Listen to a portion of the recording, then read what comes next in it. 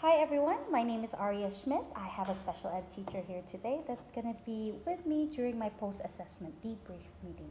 So today, the two common core standards that we're hitting on my students' project for the ancestral project is the 5 elements of writing, which is the opinion writing, and then the other one, and again, this is for second graders as well, and then the other one is we coexist the two common standard, and then the other one is about the cultures for their social studies. Um, for my examinations of my data and the collaboration with my teacher and colleague, the based on my data that we identified when the children were trying to show their culminating activities, the students were allowed to interview, this is one option, their grandparents or anyone that they know that shows their culture. Some of them just did an interview and they videotaped that. Some of them also did an audio visual to show that they have interviewed and to show the facts about their culture. And then the other options that some of the children also opt to do was to write a short synopsis about their family tree and where their cultures came from. And then the third options that they have to show their findings was to find an artifacts within their family that was very important to them, that shows significant about their culture. And the last one that they have is the kids were allowed to do paintings, drawings, or a diorama to show their culture and what they found out about their family.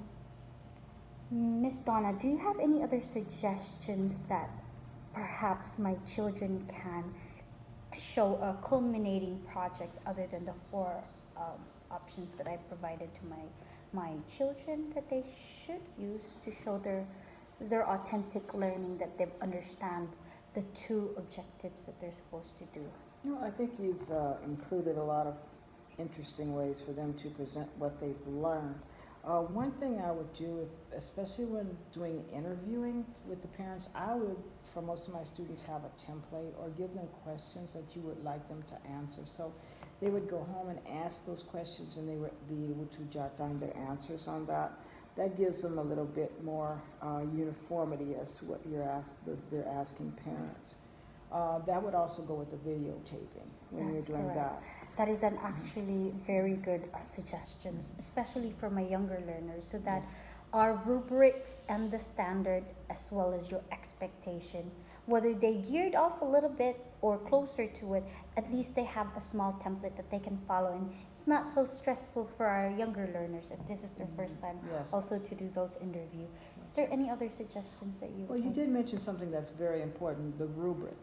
It's always important to have a rubric for students to follow so they know what can I do, what do I need to do to be successful with this project. Exactly, and for our younger learners, how does that look like? What you want me to do? Yeah. Because they view things very differently when you say, "Go ahead and skin the chicken." There are many ways of doing it. So Yes. when you give a rubric, you know exactly how you want to attack that. Excellent, thank you so much.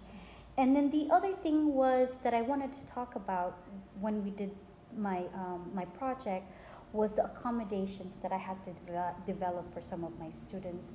I have many students, at least at least 2 out of my 10 students have dyslexia and dysgraphia. It is very difficult for them to write. So we had an options of using different types of assistive technology, whether if it's writing, text to speech, speech to text. They're allowed to do assistive technology, not just the object itself or an assistive technology, but also with the use of computer and the use of different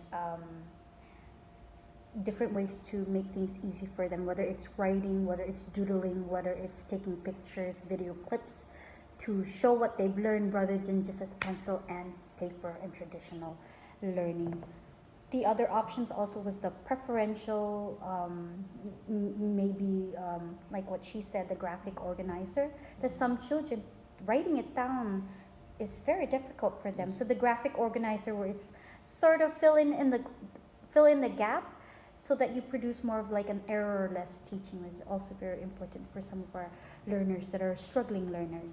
Yes, and those students that are dysgraphic or dyslexic, don't be afraid to let them predict to you or to give you the information and you actually scribe Jot it it out down. for them. Exactly. That's a good accommodation, but you are using a lot of good technology, which is important, and voice to text and text to voice is something that I use also for my students.